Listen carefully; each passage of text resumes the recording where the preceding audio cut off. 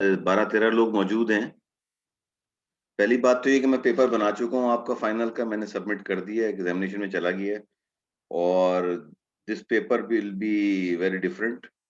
और ये मैं पहले ही आपको वार्न कर रहा हूँ कि कल को आप ये ना कहिएगा जी ये तो ये बात हुई है, ये हमें ऐसा हो गया, ऐसा हो गया।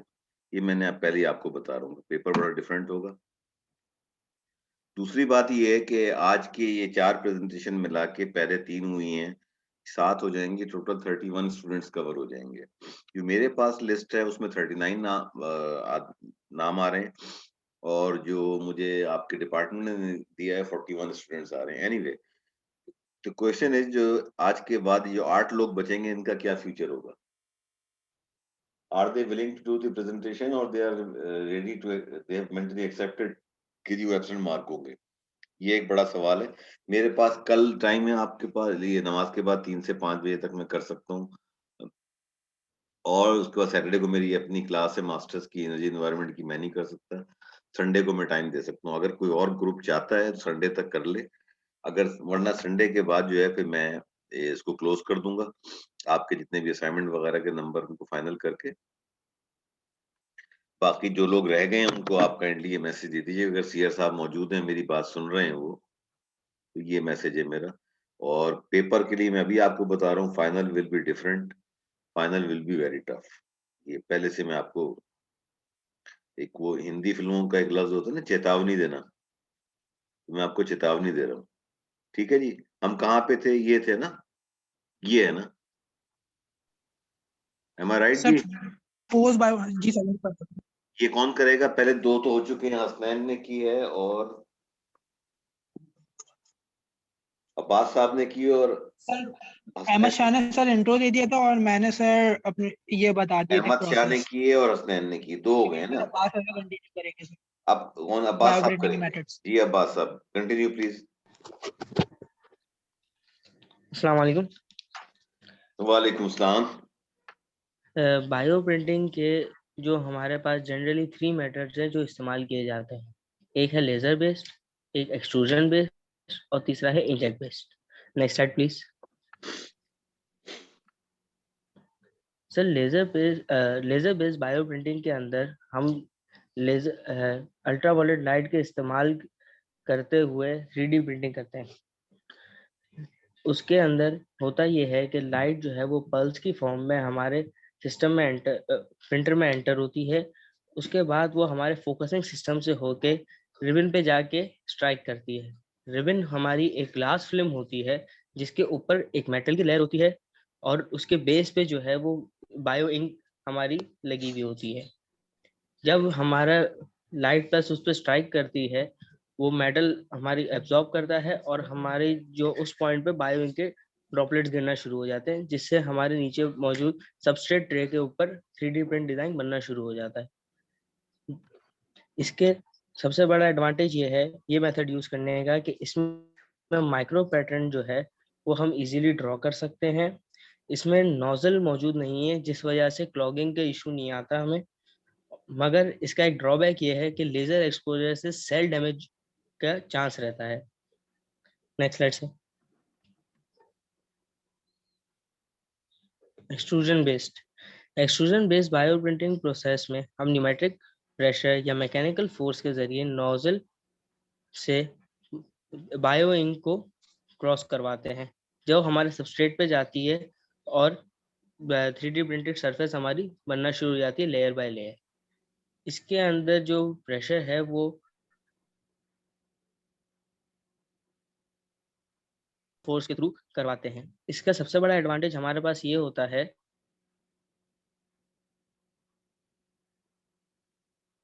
फ्लूइड इस्तेमाल कर। दूसरी बात ये कि हमारे पास अनलिमिटेड सप्लाई आ रही होती है पीछे कार्ट्रिज की साइड से, तो कंटिन्यूस फ्लो की वजह से जो बड़े ऑर्गन्स है वो इस पे इजीली डिजाइन किए जा सकते हैं।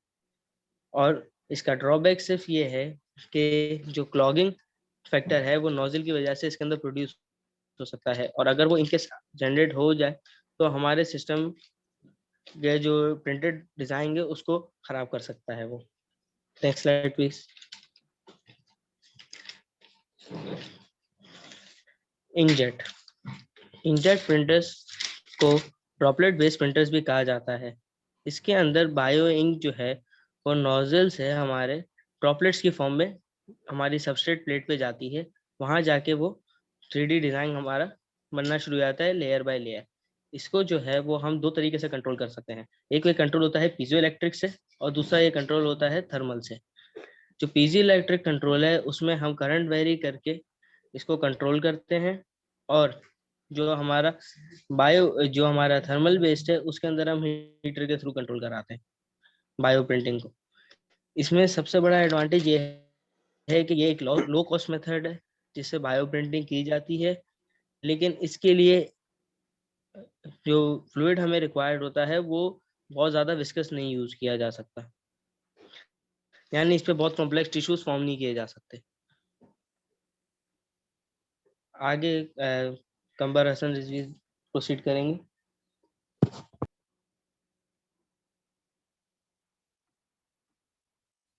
जी कंबर साहब।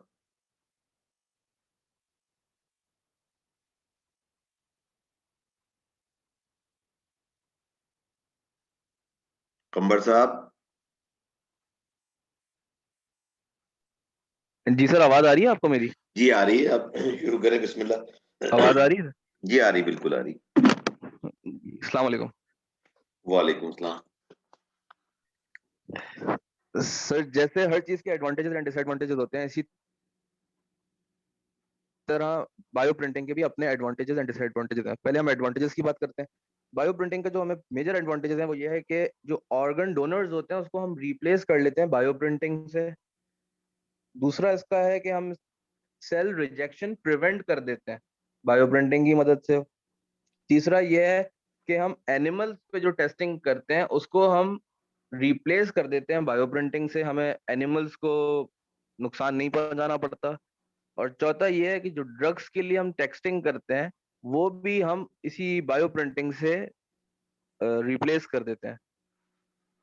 इसके सर डिसएडवांटेजेस अगर हम देखें तो फिर नेक्स्ट नेक्स्ट स्लाइड पे सर, इसके डिसएडवांटेजेस में हमारे पास ये आता है कि हम श्योर नहीं होते कि ये ह्यूमन बॉडी में फिट होगा या इस पूरा साइज पे ये मतलब मैच करेगा या नहीं करेगा। ये इसका मेजर डिसएडवांटेज है सर। इसमें कॉम्प्लिकेशंस होती हैं ह्यूमन पार्ट्स में, उनको बनाने में कुछ ऐसे पार्ट्स होते हैं जिसमें बहुत ज्यादा कॉम्प्लिकेशन होती है, जैसे गॉल ब्लैडर है, लिवर है, हार्ट है, जिसकी वजह से ये इतना कामयाब अभी तक हुआ भी नहीं है सर। इसका जो लास्ट डिसएडवांटेज है वो ये है कि ये टिश्यूज की जो कंपैटिबिलिटी होती है उस पे मैच नहीं करता। हम अपने सेल से जो टिश्यूज लेते हैं उसकी कंपैटिबिलिटी को ये मैच नहीं करता। अगर हम एडवांटेजेस एंड डिसएडवांटेजेस को समरी करें तो एडवांटेजेस में हमारे पास ये होगा कि ये हाई स्पीड है, अवेलेबिलिटी इसकी आसान है और ये लो कॉस्ट है। डिसएडवांटेज में देखें तो ये lack of precision in droplet placement and size है, और need for low viscosity bioink है। ये इसके एडवांटेजेस और डिसएडवांटेजेस में। अगर सर हम इसके बेनिफिट्स देखें तो वो अगली स्लाइड में प्लीज।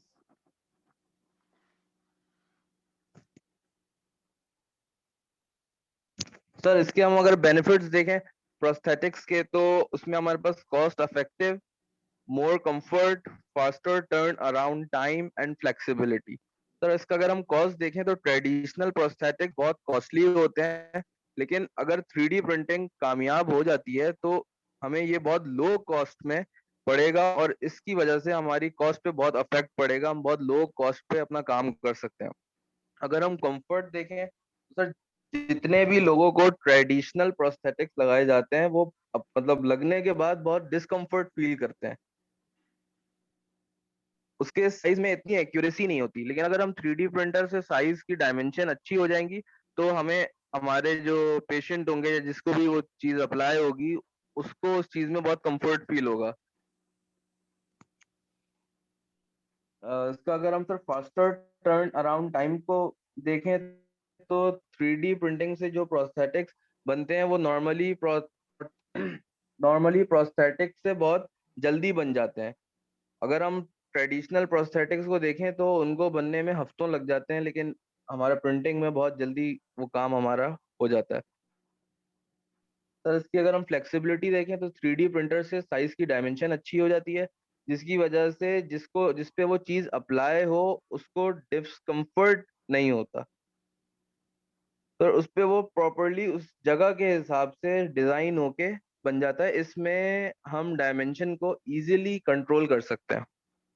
सर इसको अगर हम एंड इसका करें तो वो इस तरह कर सकते हैं कि अभी तक जो हमारा 3D प्रिंटिंग है वो सिर्फ और सिर्फ गॉल ब्लैडर पे कामयाब हुआ है, और छोटे जो हमारे पार्ट्स होते हैं जैसे आर्टिफिशियल एयर है या कोई छोटी बोन है उस पे वो वर्क कर जाता है। लेकिन अगर हम इसको देखें कि ह्यूमन हार्ट है या किडनी है या किसी और मेजर पार्ट पे ये अप्लाई नहीं हो पाता। सिर्फ 2004 में ये गॉल ब्लैडर को ट्रांसप्लांट हुआ है 3D प्रिंटिंग से।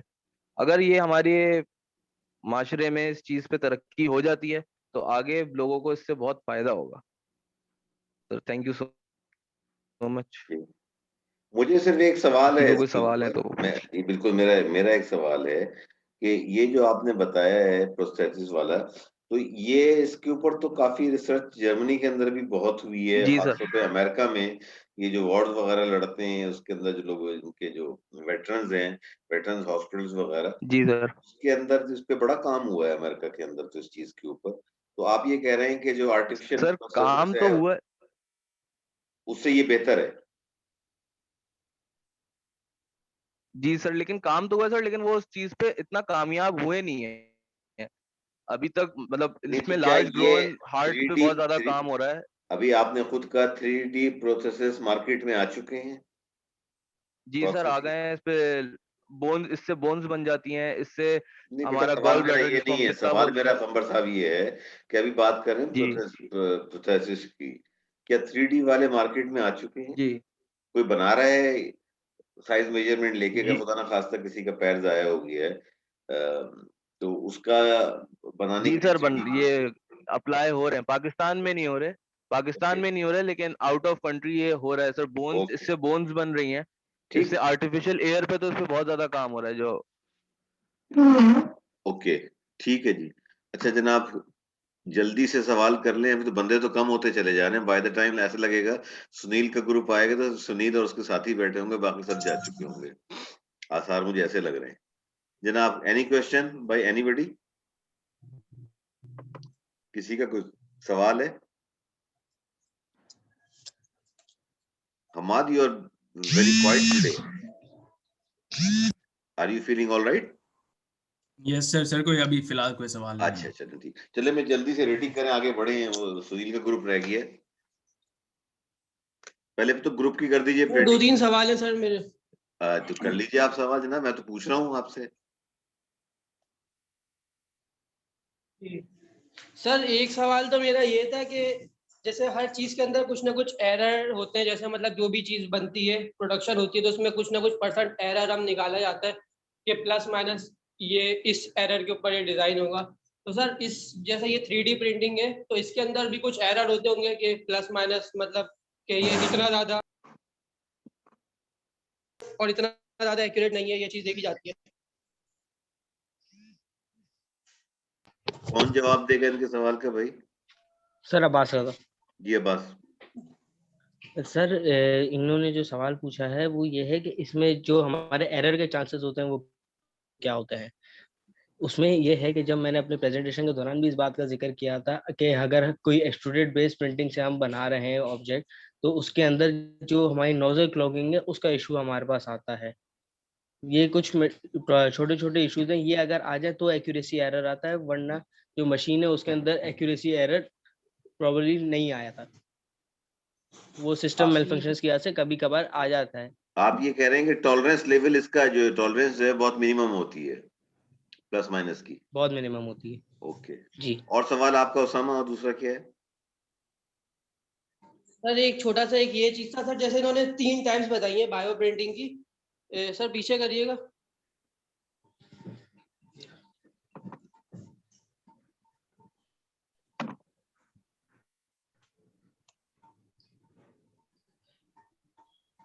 ये 3 बताए थे ना, ये नहीं बताए सर ना 3 टाइप? हाँ सर ये वाली। तो सर इसमें ये पूछना, जैसे इन तीनों जी सर तीनों टाइप से सर बायो मतलब हमारे ऑर्गन्स ही बनते हैं, तो सर कौन सी टाइप जो है कौन से ऑर्गन के लिए स्पेसिफिक होगी, तो मतलब किस टाइप के ऑर्गन कौन सी टाइप में ज्यादा अच्छे बन सकते हैं? सर जी सर मैं इसका जवाब दूंगा सर इसने। जी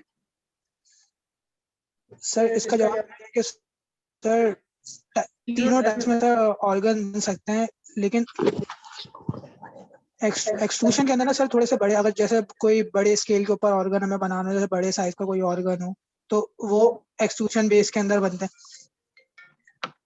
और लेजर के अंदर सर, लेजर के अंदर थोड़े छोटे डायमेंशंस के और इस टाइप के ऑर्गन्स जो होते हैं वो लेजर के अंदर बनते हैं सर, लेजर बेस के अंदर। तो सर इसकी सर तो पूरी कर दी मैंने, 15 पूरी कर दी। 1 मिनट जरा होल्ड कीजिएगा। मैं जी मैंने पूरी कर दी 15 पेपर बना रहा हूँ तुम फाइनल का, बस 15 पूरी कर दी मैंने। अटेंडेंस वगैरह सब अपलोड करा दिए, पेपर पे काम कर रहा हूँ, आजकल मैं बना लूंगा मैं उसको। ठीक है, ओके जी, सॉरी जी, प्लीज जनाब अब जरा जल्दी से इनकी नंबरिंग करें ताकि सुनील के ग्रुप को करें, शुरू करें। Who will be the first one to give numbers? Usama ji sir. पहले तो ग्रुप को रेड कर दीजिए, प्रेजेंटेशन आप प्रेजेंटेशन को रेड कर दीजिए आप। जी सर, प्रेजेंटेशन इनकी अच्छी थी, बहुत ज्यादा मतलब कंसाइज, छोटी, मतलब बहुत ज्यादा कम लिखा हुआ था लेकिन बहुत ज्यादा अच्छा एलेबोरेट करा हुआ था सर। प्रेजेंटेशन को तो 4.5 ओके और सर बाकी चारों को 9 sir. Okay, anyone else? Hammad sir presentation को 3.5 और बाकी सबको 7.5। ओके, हसनैन तो ग्रुप का हिस्सा है। जवेरिया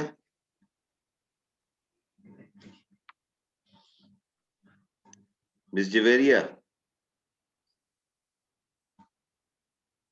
नोमान साहब, नोमान साहब जी सर, सर ग्रुप को सर 9 सर, और सर प्रेजेंटेशन को sir 5। Okay, Sunil sir presentation को मैं 4 दूंगा और ग्रुप मेंबर्स को 9 दूंगा। ओके, चलें जी, कंसेंसस ये आ रहा है ग्रुप को 4 और ग्रुप इनके जो 9 और 8.5 एक ने हमाद ने कम दिए हैं, ओवरऑल 8.5, तो ये इनके पूरे ग्रुप के सबके चारों के 12.5 से 13 के दरमियान बन रहे हैं नंबर। ओके, मैं अब लास्ट प्रेजेंटेशन लगा रहा हूँ सुनील की जो है।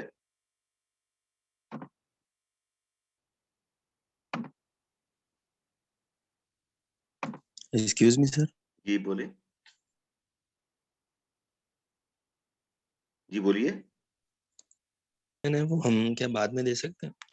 मुझे तो कोई इतराज नहीं, मेरे पास देखें जुम्मे को 3 से 5 बजे का टाइम है, फ्राइडे, हम या अगर फिर संडे संडे को को टाइम है। आपको सैटरडे को जो मैं अवेलेबल नहीं हूँ क्योंकि मेरी 2 क्लासेस हैं, मुझे उनकी भी कोई पूरी मसला करना है, नहीं एक्स्ट्रा क्लासेस लेके। सर, असल में हमारे ग्रुप में जो है वो कुछ मेंबर्स की प्रिपरेशन सही नहीं है किसी वजह से, तो उन लोगों ने बोला था कि देखिए हम आपके लोग अगर पास या तो बाद में कल है या संडे है, बाकी तो हम आपको लोग तो किस चले संडे को प्रेजेंटेशन किसी आ गई वक्त है ना, आप टाइम इसको और स्लॉट बेहतर पर कर बुक लें, कर मुझे लेते कोई हैं। इतराज नहीं है। लेकिन अभी तो थैंक यू सो मेरे मच मतलब वो सर। 8 लोग हैं जिन्होंने प्रेजेंटेशन अभी बनाई नहीं, ग्रुप में है ही नहीं, तो उनका क्या होगा? मेरे लिए सही, तो बड़ी तकलीफ से बात है कि मैं किसी को जो है एब्सेंट लगाऊं, ये मुझे तकलीफ होती है इस बात से। लेकिन अगर आप लोग, मैं क्या कह सकता हूँ भाई, मुझे तो कोई एतराज नहीं है। सर फिर अगर हम आज लोग आप को, नहीं मैं करना पायलट चाहते, से क्या है कि किसी लेकिन वक्त मैं हम लोग अभी आपको संडे, बता रहा हूँ, कल कल जी 3 से 5 के दरमियान हो सकती है, या फिर संडे को हो सकती है, जो सब भी आते हैं, 12 ओके से 2, 12 से 3, जो भी आप करना ओके चाहेंगे। सर, फिर हम लोग संडे को कर लेते हैं, जो भी आप संडे का संडे रखिए, या आफ्टरनून कर आप लेते हैं। जाने, मैं गालिब सीआर से साहब कहीं जाने आपके, मुझे कोई इशू ओके नहीं। सर, थैंक यू, ठीक है, मैंने थैंक अगेन यू मैं सर, रिपीट कर रहा हूँ, मैंने थैंक यू। फाइनल का पेपर में सबमिट करा चुका हूँ। This paper is very difficult. उन लोगों के लिए आसान होगा जिन्होंने क्लासेस अटेंड की, जिन्होंने क्लासेस अटेंड की उनके लिए मुश्किल होगा। तो उनके पास अभी भी एक चांस है कि गालिब से प्रेजेंटेशंस लेके पढ़ लें। अगर उनके पास, अब वो तो टाइम होगा नहीं, फाइनल शुरू हो गए, ये वीडियोस अगर देख सकें तो देख लें। बट ये 50 नंबर का सवाल है और अब तक सिर्फ 2 आदमी हैं आउट ऑफ 39 और 41 व्हाटएवर नंबर इज, कि जिनके स्कोर्स परफेक्ट स्कोर्स हैं। बाकी लोग जो हैं मोर देन 50% जो है ना वो कहीं भी नहीं आ रहे। 50% जो है वो तो उन्होंने अच्छा यानी 40% से 40 से प्लस स्कोर किया हुआ है। यानी ये अपनी प्रेजेंटेशन मिला के उनका स्कोर जो 40 प्लस है।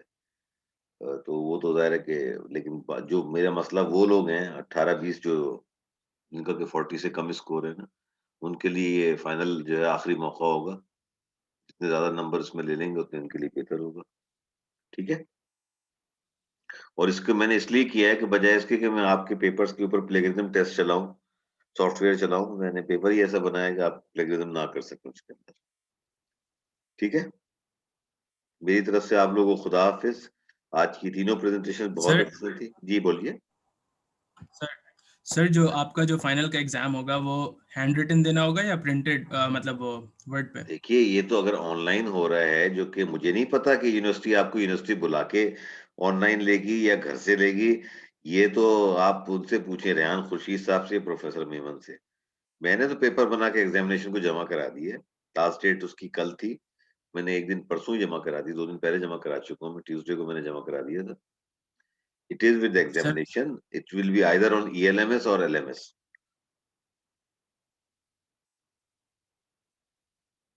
Any issue?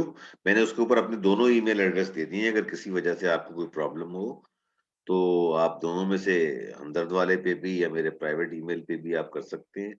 अगर उसमें भी मसला कुछ आपको होता है, आपके सबके पास मेरा नंबर है, आप मुझसे राब्ता कर सकते हैं। अ, जो भी है, ज़ाहिर है सवालों के जवाब तो मैं आपको बताऊँगा नहीं, लेकिन अगर कोई इश्यू है आपको, तो उसको मदद कर सकता हूँ मैं आपकी। I will be available during that time. आपका शायद 23rd को है ना पेपर ये, if I recall correct. 23rd को है। अब यूनिवर्सिटी में होगा, घर से होगा, मुझे इसका कोई इल्म नहीं। ये जो कोऑर्डिनेटर है रेहान खुर्शीद वो आपको बता सकता है। ठीक है अहमद? सर ये तो मैं समझ गया, मैं खाली ये जानना चाह रहा हूँ मतलब हम तो एलएमएस पे ही अपलोड करेंगे पेपर, लेकिन दो तरीके होते हैं। एक तो ये कि मैं वर्ड पे टाइप करके उसकी पीडीएफ आपको सेंड करूँ। दूसरा तरीका है कि मैं हैंड रिटन पेपर के ऊपर करूँ और फिर उसके बाद उसकी पिक्चर्स लेके लाइक स्कैन उसका जो देखो, मेरे अगर आप मेरे से ज़ाती राय पूछोगे तो भाई मुझे वर्ड वाला पसंद है। मैं तो हैंडराइटिंग समझने में खर्च हो जाता हूँ और बाज़ लोग तो इस तरह की करते हैं कि कोई तस्वीर टेढ़ी है, कोई सीधी है, कोई उल्टी है। मैं उनको सीधा करके पढ़ रहा होता हूँ, कहीं इनके स्टूडेंट के साथ कोई ज़्यादती ना हो जाए। तो लोग पिक्चर खींच के जो अपलोड कर रहे हैं ना, वो मेरे लिए बड़ी तकलीफ़देह बात होती है।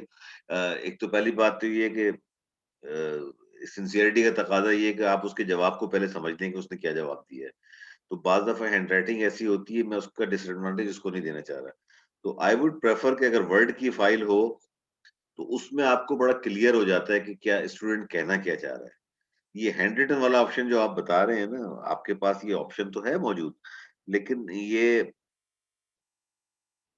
इसकी इवैल्यूएशन में बड़ा मसला होता है। कम से कम मेरे लिए।